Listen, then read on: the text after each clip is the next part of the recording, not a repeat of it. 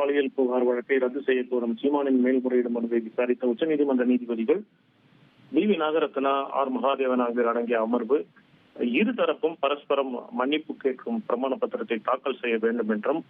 2 வாரத்திற்கு இந்த வழக்கு விசாரணையை தள்ளி வைப்பதாகவும், அதுவரை இந்த விவகாரம் தொடர்பாக இருவரும் எந்த ஒரு பேட்டியும் ஊடகங்களுக்கோ சமூக வலைதளங்களுக்கோ அளிக்கக்கூடாது என்றும் ஒரு தெள்ள தெளிவான ஒரு உத்தரவை பிறப்பித்துள்ளனர். முன்னதாக இந்த விசாரணையின் போது சீமான் தரப்பில் 11 ஆண்டுகளுக்கு பிறகு நடிகை இந்த புகாரை அளித்துள்ளதாகவும், இதுவரை சுமார் 5000க்கும் மேலான வீடியோக்களை நடிகை வெளியிட்டுள்ளதாகவும் குற்றம் சாட்டினார்கள். அப்போது நடிகை தரப்பில் இந்த பாலியல் புகாரை அளித்தது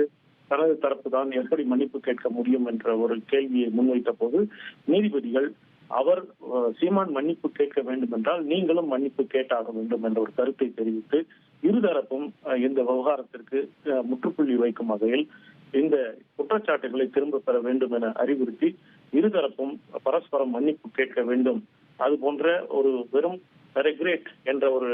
வெறும் வருத்தம் தெரிவிக்கும் வகையில் ஒரு பிரமாண பத்திரம் இருக்கக்கூடாது என்றும் தெள்ள தெளிவான ஒரு பிரமாண பத்திரத்தை இருதரப்பும் தாக்கல் செய்ய வேண்டும் என உத்தரவிட்டு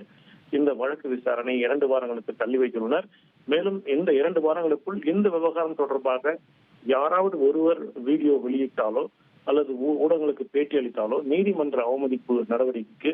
ஆளாக நேரிடும் என்ற ஒரு எச்சரிக்கையும் உச்சநீதிமன்றம் இந்த உத்தரவில் வழங்கியுள்ளது.